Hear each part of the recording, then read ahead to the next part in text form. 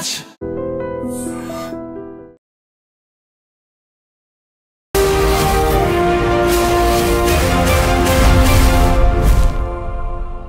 నమస్తే, welcome to I dream social spotlight with Kavitha. నాకు కనుక నోబెల్ పీస్ ప్రైజ్ ఇవ్వకపోతే అది నాకే కాదు అమెరికాకే అవమానకరం. ఇది లేటెస్ట్గా డొనాల్డ్ ట్రంప్ చేసినటువంటి స్టేట్మెంట్.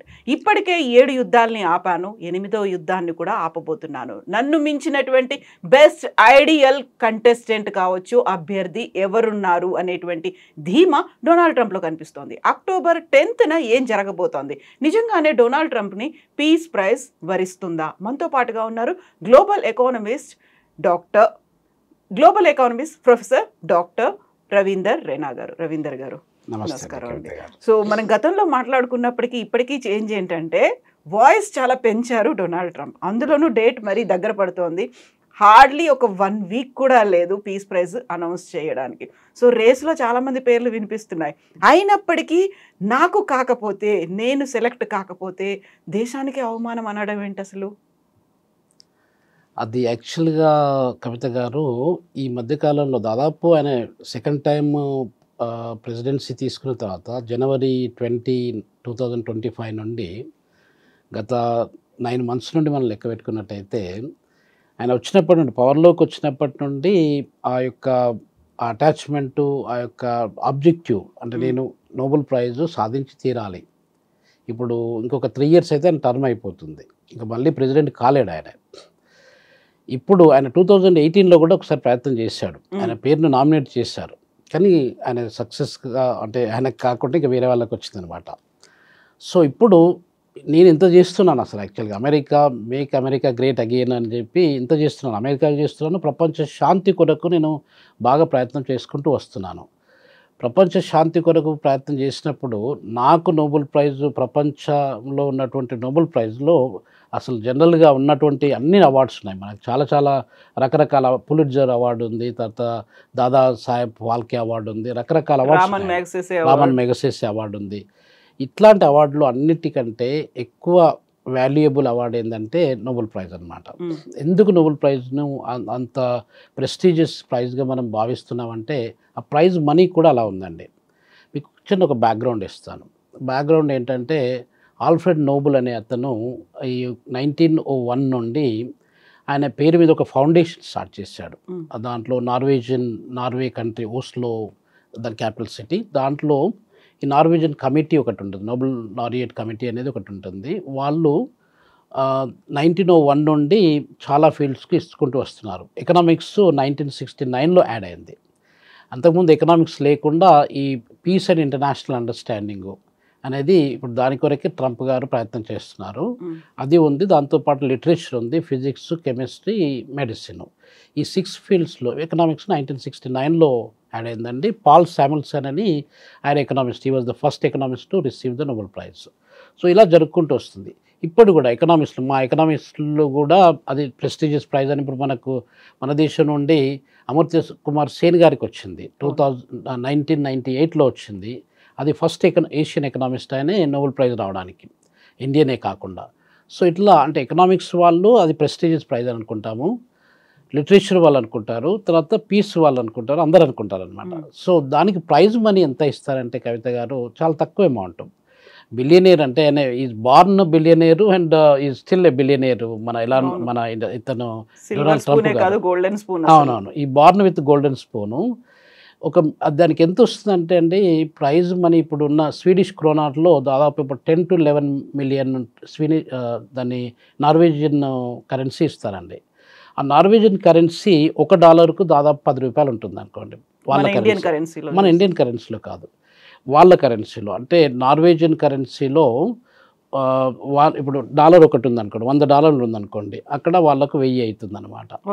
అంటే 1:10 రేషియోలో ఉంటుందండి దాని కరెంట్ వాల్యూ. అది ఆ కరెంట్ వాల్యూలో మనము మొత్తం మన భారతదేశంలో ఉన్న రూపీస్ కన్వర్ట్ చేసినట్టయితే అరౌండ్ 9 కోట్లు 10 కోట్లు ఉంటుందండి. 9 కోట్లు 10 కోట్లు is not a big amount యాక్చువల్గా. అంటే ఒక మిలియనీర్, ఇప్పుడు మన దగ్గర మిలియనీర్స్ తీసుకుంటే కవిత గారు, ప్రపంచంలో మిలియనీర్స్ మన దగ్గర దాదాపు 1 మిలియన్ పీపుల్ ఉన్నారండి మిలియనీర్స్.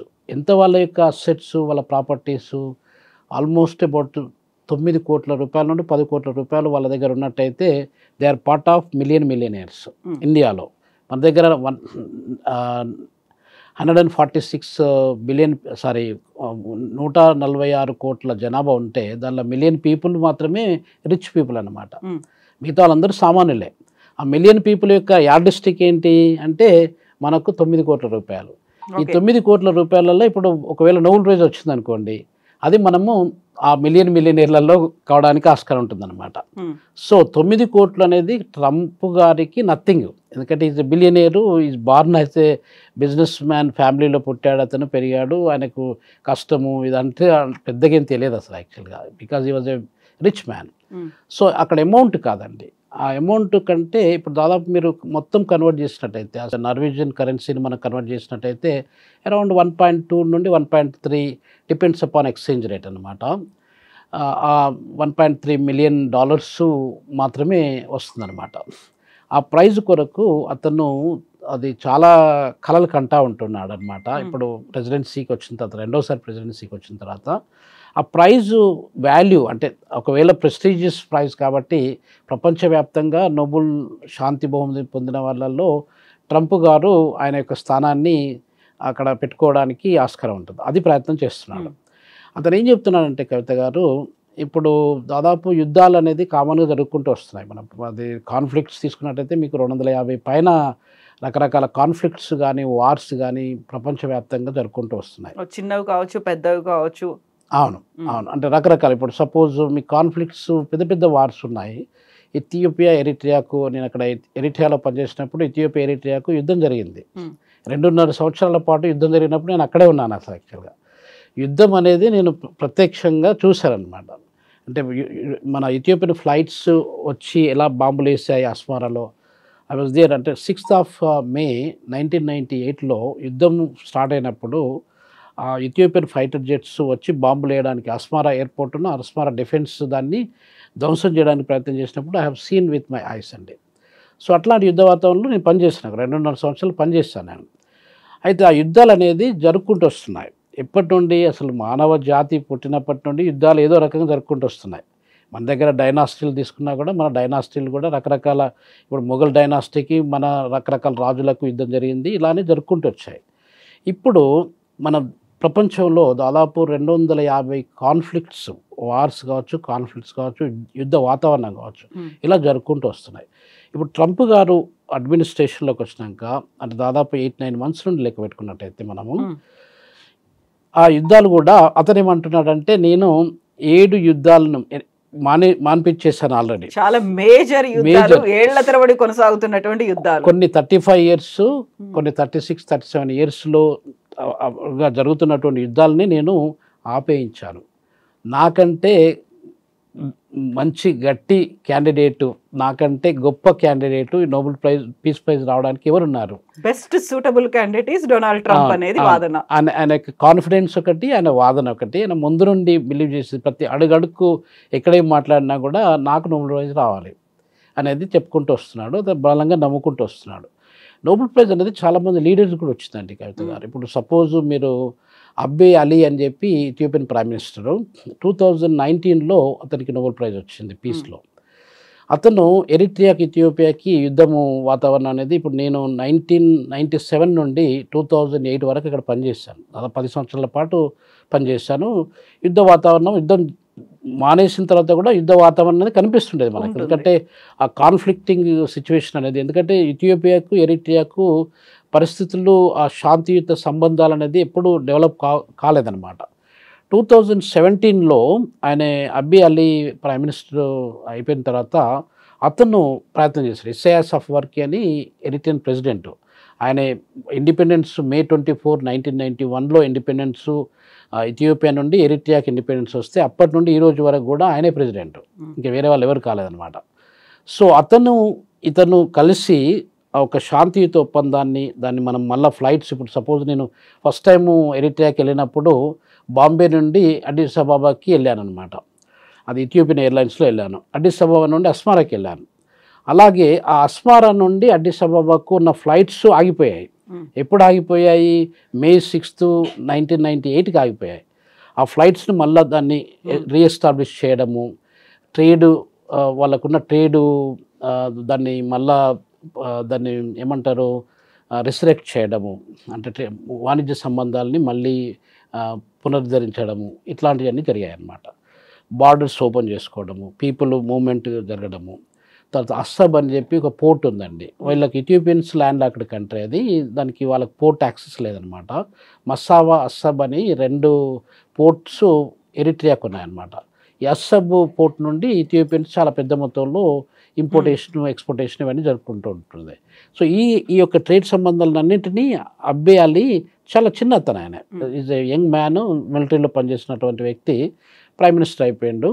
ఆయన ఇవన్నీ ప్రయత్నాలు చేశాడు కాబట్టి అక్కడ ఉన్నటువంటి నార్త్ ఈస్టర్న్ ఆఫ్రికాలో పీస్, స్టెబిలిటీ దాన్ని డెవలప్ చేయడానికి ప్రయత్నం చేసుకుంటూ వచ్చాడు కాబట్టి 2019లో అతనికి నోబెల్ ప్రైజ్ ఇచ్చారండి.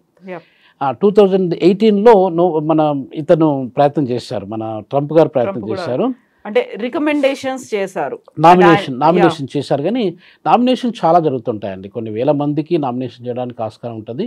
కానీ స్ట్రాంగ్ కంటెస్టెంట్స్ ఎంతమంది ఉన్నారు అనేది ఇంపార్టెంట్. ఇప్పుడు మనం ప్రస్తుతం చూసుకున్నట్టయితే కవిత గారు, మన Benjamin Netanyahu Israeli prime minister కూడా is one of the contestants. మన Shahbaz Sharif prime minister of Pakistan కూడా ఈ was one of the contestants. ఇందులో ఇంట్రెస్టింగ్ థింగ్ ఏంటంటే షాబాజ్ షరీఫ్ ఏమో ఈయనకి డొనాల్డ్ ట్రంప్ కి ఇవ్వండి అన్నట్టుగా ఒక రికమెండేషన్ కూడా చేశారు, ఈయన పేరును, డొనాల్డ్ ట్రంప్ పేరును ప్రతిపాదించారు. అండ్ బెంజమిన్ నెతన్యాహు అంటే గాజా, పాలస్తీనా వాటి మీద ఇప్పటికీ యుద్ధం ప్రకటిస్తూనే ఉన్నారు కదా, ఆయనకి ఎలా ఇస్తారు అని ఈ 2 టిపికల్ గా ఉండే వాదనలు కూడా ఉన్నాయి. అవునండి, అంటే కంట్రవర్షియల్ అది యాక్చువల్గా, ఒకదానికొకటికి సంబంధం లేకుండా వాళ్ళు they are creating conflict among themselves. ఇప్పుడు ఒకవేళ ఎట్లాంటి నాన్ కంట్రవర్షియల్ క్యాండిడేట్స్ ఉండి చాలా పీస్, స్టెబిలిటీకి, ఇంటర్నేషనల్ అండర్స్టాండింగ్కి, ఇంటర్నేషనల్ కోఆపరేషన్కి, ఇంటర్నేషనల్ సాలిడారిటీకి ప్రయత్నం చేసిన వాళ్ళకి ఇచ్చినట్టయితే దానిలో మీనింగ్ ఉంటుందండి. ఇప్పుడు ట్రంప్ గారు ఆయన చెప్పేది ఏంటంటే, నేను 8 నెలల్లో 8 కాన్ఫ్లిక్ట్లను ఆపేశాను, అంటే ఎవ్రీ మంత్ ఒక కాన్ఫ్లిక్ట్ని నేను సాల్వ్ చేసుకుంటూ వచ్చాను. కాబట్టి నాకంటే స్ట్రాంగ్ క్యాండిడేట్ ఎవరు లేరు. ఇంతవరకు ఇచ్చిన నోబెల్ ప్రైజెస్ అందరితో చూసుకున్నట్టయితే ఐఎమ్ ద బెస్ట్ క్యాండిడేట్ అనేది ఆయన యొక్క ఆర్గ్యుమెంట్, ఆయన యొక్క బిలీఫ్ అనమాట. ఇప్పుడు ఇంకొక పాయింట్ ఏం చెప్తున్నాడంటే, నేను 7-8 కాన్ఫ్లిక్ట్స్ని సాల్వ్ చేశాను కాబట్టి నాకు 7-8 టైమ్స్ ఆ పీస్ ప్రైజ్ నాకు రావాలి అని చెప్పి అంటున్నాడు. సో ఇప్పటి నుంచి కౌంట్ చేసుకుంటే ఎవ్రీ ఇయర్ చనిపోయే అంటే ఆయన చనిపోయే వరే కాదు, దాదాపు ఇప్పుడు ట్రంప్ గారు దాదాపు 80 ఏళ్ళకి దగ్గరికి వస్తున్నారండి, 79-80 మధ్యలో ఉన్నారు అతను. ఆ 80 ఇయర్స్ అంటే ఇంకొక 3 ఇయర్స్లో ఆయన ప్రెసిడెన్సీ అయిపోతుంది.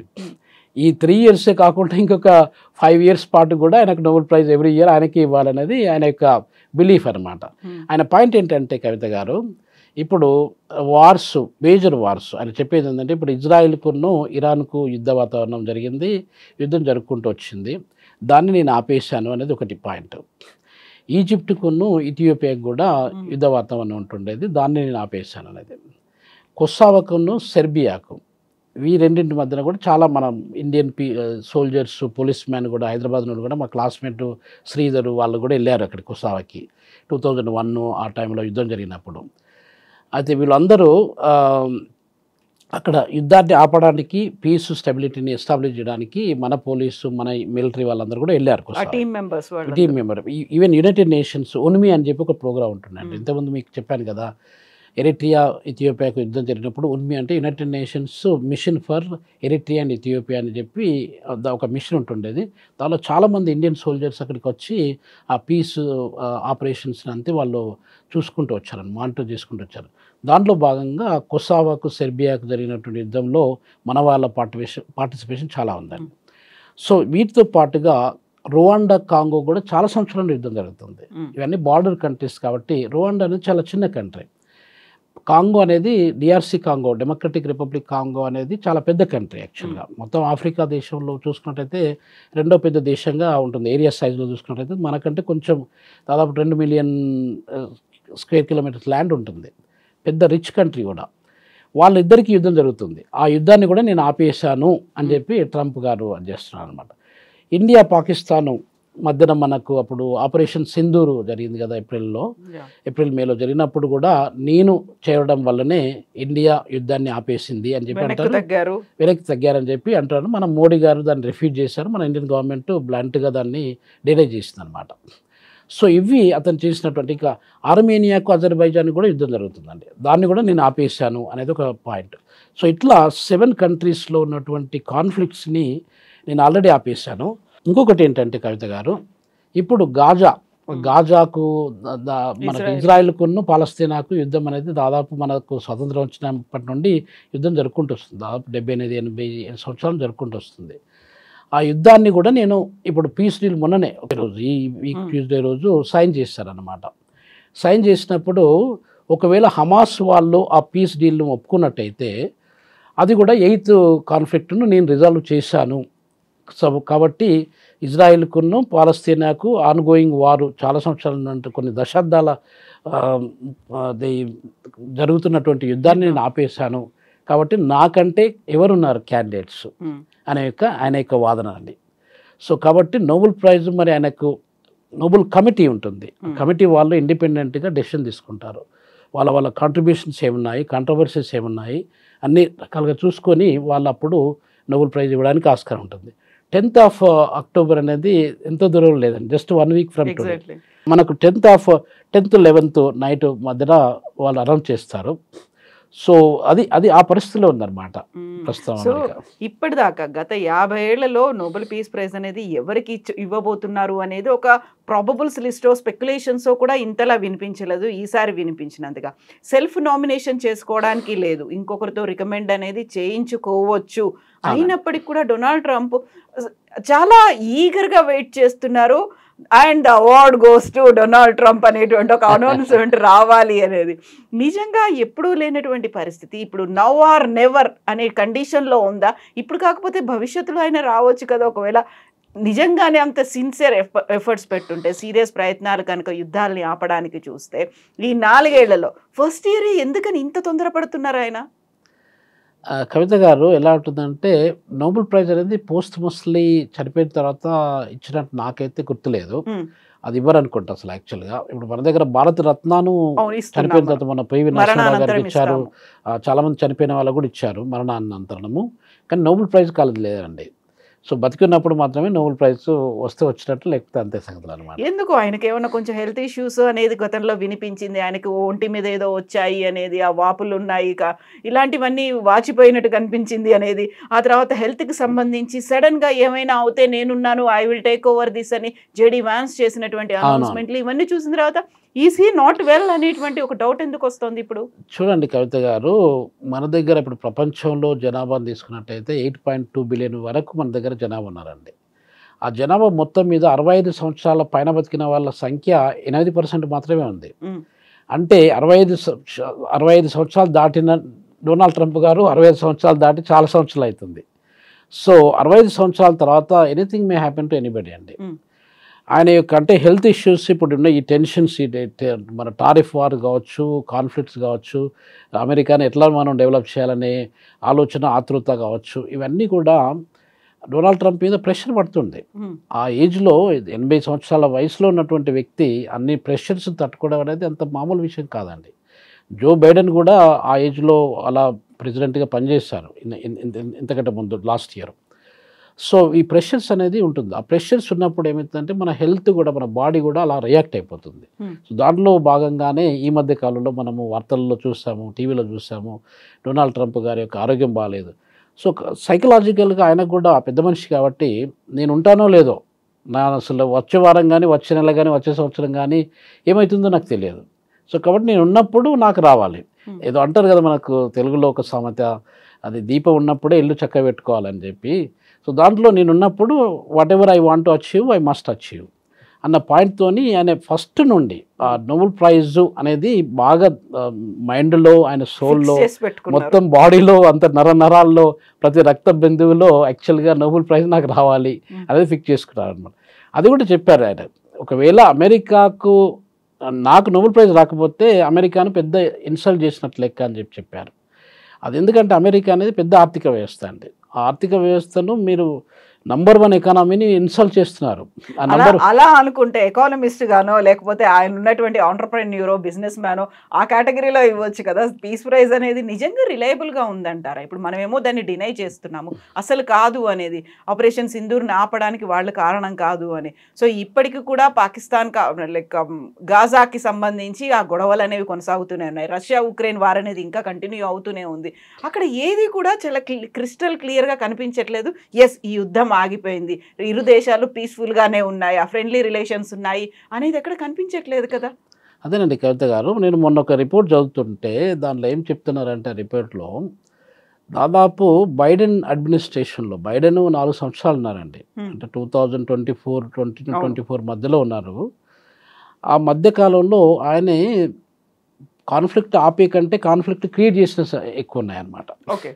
సో దానిలో 518 కాన్ఫ్లిక్ట్స్ ఆల్మోస్ట్ బైడెన్ క్రియేట్ చేస్తే ఈ దాదాపు ఒక 6-7 మంత్స్ లోపల మన డొనాల్డ్ ట్రంప్ గారు ఆల్మోస్ట్ 538 కాన్ఫ్లిక్ట్స్ను ఆయన అగ్నికి ఆజ్యం పోసినట్టుగా క్రియేట్ చేశారనమాట. సో కాన్ఫ్లిక్ట్స్ అంటే ఇప్పుడు మనకు పెంచినటువంటి టారిఫ్లు కావచ్చు, ఎకనామిక్, సోషల్, రకరకాల కాన్ఫ్లిక్ట్స్ అండి, రకరకాల ప్రాబ్లమ్స్ క్రియేషన్ అనమాట. ప్రాబ్లమ్ సాల్వింగ్ కంటే ఎక్కువగా ప్రాబ్లమ్ క్రియేషన్ అనేది ఎక్కువ జరుపుకుంటూ వచ్చింది. అంటే 538 ప్రాబ్లమ్స్ కొత్తగా క్రియేట్ అయిపోయినాయంటే మీరు ఆలోచించండి. ఇప్పుడు మనము ఈ 7-8 కాన్ఫ్లిక్ట్స్ నేను ఆ వార్స్ని నేను రిజాల్వ్ చేశాను అనే కంటే 538 కాన్ఫ్లిక్ట్స్ కూడా నేను క్రియేట్ చేశాను అనేది ఎవరు చెప్పుకోవట్లేదు. అక్కడ పాయింట్ అది. మరి నోబెల్ ప్రైజ్ ఇచ్చేవాళ్ళు ఇవన్నీ చూడాల్సి వస్తుందండి. ఇన్ని దేశాలు సఫర్ అవుతున్నాయి టారిఫ్లు పెంచారు అనేసరికి. సో ఆ ఇంపాక్ట్ అనేది ఆబ్వియస్గా ఉంటుంది. అక్కడ ఉన్నటువంటి అమెరికన్ ఎకానమీ మీద కూడా ఇంపాక్ట్ పడింది. అక్కడ ఉన్నటువంటి ఎంప్లాయ్మెంట్ కూడా పడిపోయింది అనుకున్నప్పుడు అవన్నీ కన్సిడర్ చేస్తారా? పీస్ ప్రైజ్ అనగానే శాంతికి ఇచ్చేటువంటి నిర్వచనం అనేది ఎలా ఉంటుందంటారు? శాంతి నిర్వచనం అంటే ఇప్పుడు పీస్ స్టెబిలిటీ అనేది సరే, ఆయన యుద్ధాలని ఆపేశాడు. ఆ యుద్ధాలని ఇప్పుడు చాలామంది మిలియన్స్ ఆఫ్ సోల్జర్స్ చనిపోయారండి. ఇప్పుడు ఎరిట్రియా, ఇథియోపియా అని యుద్ధం చెప్పాను కదా, దానిలో కూడా కొన్ని లక్షలాది మంది నా స్టూడెంట్స్ కూడా చాలామంది చనిపోయారు దానిలో. సో నాకు తెలిసిన వాళ్ళు కూడా చాలామంది చనిపోయారు యుద్ధంలో. సో అలా చనిపోయినప్పుడు ఈ యుద్ధం వల్ల ఏం సాధించారు? ఇథియోపియా ఏం సాధించలేదు, ఎరిట్రియా కూడా ఏం సాధించలేదు. ఆ రెండు కూడా పేద దేశాలండి. ఆ పేద దేశాలు almost millions and millions of dollars, అంటే దాదాపు ఒక 3 సంవత్సరాల పాటుగా చూస్తే బిలియన్స్ ఆఫ్ డాలర్స్ దాని మీద స్పెండ్ చేశారండి. వాళ్ళకు వచ్చిన రకరకాల ఎయిడ్ ప్యాకేజెస్ అన్నిటిని కూడా దాన్ని డైవర్ట్ చేశారు.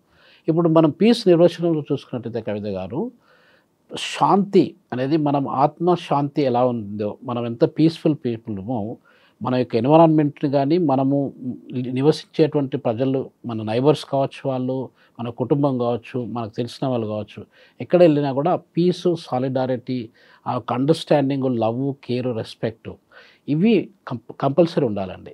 మనందరం ప్రపంచంలో ఉన్నటువంటి ఈ 8.2 బిలియన్ పీపుల్ కూడా పర్మనెంట్గా ఎవరు ఉండాలండి ఇక్కడ.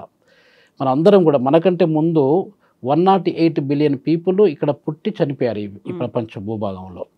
మనం కూడా ఇంకొక వచ్చే దాదాపు ఒక 100 సంవత్సరాలలో ఇప్పుడున్న వాళ్ళు అందరూ కూడా చనిపోతారు. ఎవరు చిన్నపిల్లలు కావచ్చు, పెద్దవాళ్ళు కావచ్చు, ముసలి వాళ్ళు కావచ్చు, అందరూ చనిపోతారు.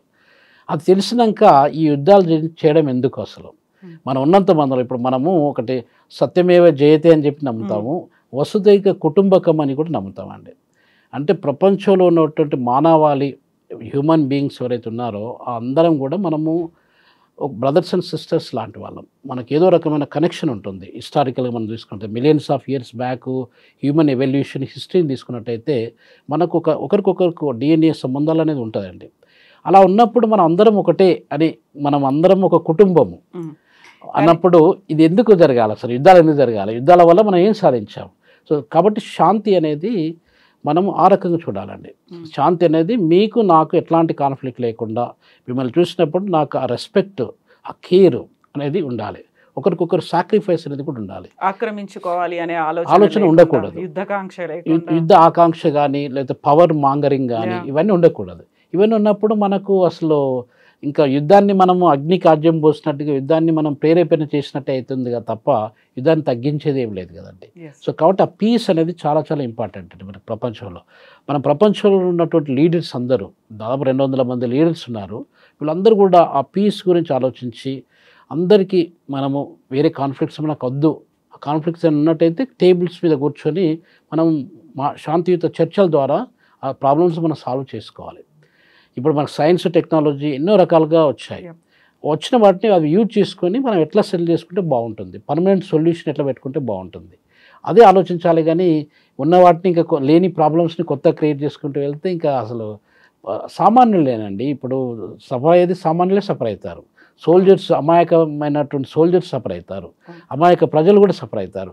ట్యాక్స్ పేయర్స్, మన అందరం ట్యాక్స్ పేయర్స్ కాబట్టి బడ్జెట్ అంతా అటే పెట్టాల్సి అంతే కదా. మేజర్ పోర్షన్ ఆఫ్ ద ఇప్పుడు బడ్జెటరీ రిసోర్స్ మనం కూడా ఇండియాలో కూడా around 18% of the budgetary resources మనము డిఫెన్స్ మీద పెడుతున్నామంటే అదంతా వేస్ట్ఫుల్ ఎక్స్పెండిచర్ కిందకి వస్తుందండి. ఒకవేళ అదే మనం శాంతి, మన పరిరక్షణ ఇవి ఉన్నట్టయితే మనకి అంత అమౌంట్ అక్కడ పెట్టకుండా దాని మీద వేరే ఇప్పుడు ఇన్ఫ్రాస్ట్రక్చర్ డెవలప్మెంట్ కావచ్చు, లేకపోతే అన్ఎంప్లాయ్మెంట్ రిడక్షన్ కావచ్చు, పావర్టీ రిడక్షన్ కావచ్చు, అట్లాంటి ప్రోగ్రామ్స్ మీద మనం లక్షలాది కోట్ల రూపాయలు దాని మీద స్పెండ్ చేస్తున్నామండి. మనం రకరకాల ప్లేన్స్ని కొనుక్కొచ్చి ఇవి ట్యాంక్స్ని ప్రొడ్యూస్ చేసి ఇవంతా చేయాల్సిన అవసరం లేదు కదా మనం శాంతి ఉన్నట్టయితే. సో కాబట్టి శాంతి అనేది ఆ రకంగా చూడాలండి.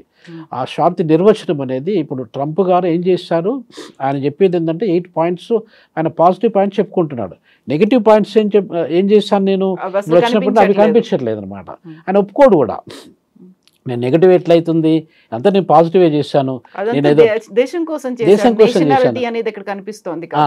సో కాబట్టి నాకు నోబెల్ ప్రైజ్ ఇవ్వకండి, ఇది కూడా చెప్తున్నాడు అతను. నోబెల్ ప్రైజ్ అనేది నాకు రాకన్నా అమెరికాకు వస్తే సరిపోతుంది. ఇప్పుడు బరాక్ ఒబామా ప్రెసిడెంట్గా ఉన్నప్పుడు కవిత గారు 2009లో అతనికి నోబెల్ ప్రైజ్ వచ్చింది పీస్ అండ్ ఇంటర్నేషనల్ అండర్స్టాండింగ్లో. ఇప్పుడు నెల్సన్ మండేలా అని ఫాదర్ ఆఫ్ సౌత్ ఆఫ్రికా, నేను పనిచేసే దేశంలో, అక్కడ కూడా అతనికి నోబెల్ ప్రైజ్ వచ్చింది పీస్ అండ్ అండర్స్టాండింగ్లో. డెస్మండ్ టూటు అని చెప్పి ఒక అతను రిలీజియస్ లీడర్ ఉండేది, అతనికి కూడా నోబెల్ ప్రైజ్ వచ్చింది. ఒక 3 సౌత్ ఆఫ్రికన్స్కి నోబెల్ ప్రైజ్ వచ్చిందనమాట. సో ఇట్లా నోబెల్ ప్రైజ్ అనేది ఒక యూనిక్ పర్సనాలిటీస్, ఎంత కంట్రవర్సీ లేకుండా ప్రతి ఒక్కరు కూడా మొత్తం డీటెయిల్గా స్టడీ చేసినట్టయితే ఎక్కడైనా కూడా కంట్రవర్సీ వచ్చేస్తుంది. ఇప్పుడు నెల్సన్ మండేలా అతను ఒక ట్రేటర్ లాగా, తర్వాత ఒక అదేంటి దేశద్రోహి లాగా చాలా మంది ఉన్నారండి. ఇప్పుడు వైట్ పీపుల్ ఆయన జైల్లో పెట్టి 28 ఇయర్స్ జైల్లో పెట్టారండి. 28 ఇయర్స్ జైల్లో ఉండి చాలా కటిక దరిద్రమైనటువంటి జీవితాన్ని అనుభవించి ఆయన బయటకు వచ్చి సౌత్ ఆఫ్రికా ఫస్ట్ ప్రెసిడెంట్ అయ్యాడండి, ఫాదర్ ఆఫ్ సౌత్ ఆఫ్రికా అయ్యాడు. సో అది that is the legacy, that is the kind of unique contribution to the society. So ఆ పీస్ అండ్ అండర్స్టాండింగ్ ఆయన ఎవరైతే హింసించారో, ఎవరైతే తెల్లవాళ్ళు ఎవరైతే హింసించారో, ఆ హింసించిన వాళ్ళను కూడా ఆయన వాళ్ళని ఎక్స్క్యూజ్ చేసి వాళ్ళని, మనందరం కూడా ఒకటే, మనందరం సౌత్ ఆఫ్రికన్స్, మన రిలీజన్ ద్వారా కానీ లేకపోతే కలర్ ద్వారా కానీ ఎథనిసిటీ ద్వారా కానీ మనము డివైడ్ చేసుకోకూడదు. We all live together, we are like a one family అనే కాన్సెప్ట్ తీసుకొచ్చారు. ఆయన కూడా మన మహాత్మా గాంధీ సిద్ధాంతాలను బాగా నమ్మాడండి. అది. సో ఇప్పుడు అక్టోబర్ 10న ఏం జరగబోతుందని మీరు అనుకుంటున్నారు? నిజంగా డొనాల్డ్ ట్రంప్ పేరు ఇలా పాపప్ అయి పైకి వచ్చి ఆయన పేరు అనౌన్స్ చేస్తారా? అంటే యాజ్ అన్ ఇండివిజువల్ అండి, యాజ్ అ జనరల్గా నేను ఎక్కువ విషయాల్ని, ప్రపంచంలో జరిగే విషయాల్ని చాలా క్లోజ్గా స్టడీ చేస్తూ ఉంటాను. నాకు తెలిసినంత వరకు ట్రంప్కు నోబెల్ ప్రైజ్ రాదండి. అది ఇక ఒకవేళ మిరాకిల్ జరిగి ఆయనకు వచ్చినట్టయితే that is a miracle only, otherwise I don't think you will get. So lobbying అనేది కూడా ఉంటుందంటారా? ఒకవేళ మిరాకిల్ అనేది లాబింగ్ అలాంటి వర్కౌట్ అవుతుందా? లాబింగ్ అని నేను చెప్పలేనండి కవిత గారు. ఇప్పుడు చాలామంది, ఇప్పుడు ఎకనామిక్స్ని తీసుకోండి, ఎకనామిక్స్లో దాదాపు 1,00,000 మంది ప్రజలు, 1,00,000 మంది ఎకనామిస్టులు అలాంటి వాళ్ళు నామినేట్ చేస్తుండొచ్చు. దానిలో ఎంతమంది నచ్చి చేస్తారు? ఒక 3,000 మందిని మాత్రం ఫిల్టర్ చేస్తారు. అంటే కాంపిటీషన్ అనేది 1,00,000 మందిలో ఉండదు, 3,000 మందిలోనే ఉంటుంది. 3,000 మందిలో ఎలా ఉంటుంది? నాలాంటి వాడికి నోబెల్ ప్రైజ్ రావాలంటే రాదు. ఎందుకంటే నేను ఏదో క్లబ్లో జాయిన్ అయ్యో, లేకపోతే నేను కేంబ్రిడ్జ్ యూనివర్సిటీలోనో, లేకపోతే ఆక్స్ఫర్డ్ యూనివర్సిటీలోనో, హార్వర్డ్ యూనివర్సిటీలో టైఅప్ అయిపోయి, ఆ గ్రూప్ ఆఫ్ ఎకనామిక్స్లో టైఅప్ అయిపోయి వాళ్ళతో కొన్ని ప్రాజెక్టులు చేసుకుంటూ, వాళ్ళతో కొన్ని ఆర్టికల్ రాసుకుంటూ అలా చేసినట్టయితే ఇప్పుడు నాకు 250 ఆర్టికల్ ఉన్నాయండి. నేను మొత్తం సైంటిఫిక్ జర్నల్స్లో all over the world I published articles, peer reviewed articles, Scopus indexed articles కావచ్చు, వెబ్ ఆఫ్ సైన్స్ ఆర్టికల్స్ కానీ నేను పబ్లిష్ చేశాను. నోబెల్ ప్రైజ్ ఎకనామిక్స్లో రావడానికి ఎన్ని ఆర్టికల్ కావాలి మీకు? 5 ఆర్టికల్ సరిపోతాయి, 250 అక్కర్లేదు. ఇప్పుడు నేను ఒకవేళ నాకు నోబెల్ ప్రైజ్ రావాలంటే రాదు, ఎందుకంటే మొన్న మన అభిజిత్ బెనర్జీకి వచ్చింది నోబెల్ ప్రైజు. అంటే దీని should be some kind of association అనమాట. అసోసియేషన్లో నామినేట్ చేసేవాళ్ళు, తర్వాత సపోర్ట్ చేసేవాళ్ళు, మీకు రికమెండేషన్ లెటర్స్ పంపించేవాళ్ళు, వీళ్ళందరూ కూడా ఒక group of people they must support you from the beginning till hold అనేది ఉంటుంది. అదే ఇప్పుడు మనకు పిఎన్ భగవతి అని చెప్పి ఒక గ్రేట్ ఎకనామిస్ట్ అన్నాడు. ఆయన ట్రేడ్ ఎకనామిక్స్లో ఆయన చాలా పాపులర్ హీరో అనమాట. చాలా ఆయన రీసెర్చ్ కానీ తర్వాత ఆయన బుక్స్ కానీ ఆయన రాసినటువంటి సైంటిఫిక్ ఎస్సేస్ కానీ చాలా యూస్ఫుల్ ఎస్సేస్ అండి. ట్రేడ్లో ఒక రెవల్యూషనరీ చేంజెస్ తీసుకురావడానికి ఆయన ప్రయత్నం చేశారు పిఎన్ భగవతి. పిఎన్ భగవతి పేరు నేను దాదాపు ఒక 20 years నుండి వింటున్నాను. ఆయనకు నోబెల్ ప్రైజ్ వస్తుందని చెప్పి ఇంతవరకు రాలేదు. సో ఇవన్నీ ఎందుకు జరుగుతాయంటే మన ఎకనామిస్టులు, ఇండియన్ ఎకనామిస్టులు కూడా చాలామంది పాపులర్ ఎకనామిస్టులు, పవర్ఫుల్ ఎకనామిస్టులు ఉన్నారు, చాలా టాలెంటెడ్ ఎకనామిస్టులు ఉన్నారు. వాళ్ళందరినీ ఎవరిని పక్కకు పెట్టేసి ఏదో అమెరికాలో పనిచేసే, ఇప్పుడు నేను ఒకవేళ నేను స్టాన్ఫర్డ్ యూనివర్సిటీలోనో లేకపోతే యాల్ యూనివర్సిటీలోనో ఎక్కడైనా పనిచేస్తాను అనుకోండి, నాకు నోబెల్ ప్రైజ్ రావడానికి ఛాన్సెస్ ఎక్కువ ఉంటాయండి. నేను ఎన్ని వ్యాసాలు రాశాను, ఎన్ని పబ్లిష్ చేశాను అది ముఖ్యం కాదు, ఎంతమందితో నేను స్ట్రాంగ్ అసోసియేషన్తో ఉన్నాను. ఆ 3000 మందిలో మీకు 3 సెలెక్ట్ చేయొచ్చు, 3కి share, okay Nobel prize share అని చెప్పవచ్చు, 2 సెలెక్ట్ చేయొచ్చు, 1 కూడా సెలెక్ట్ చేయొచ్చు. సో ఇలా జరుపుకుంటూ వస్తాయండి నోబెల్ ప్రైజెస్ అనేది.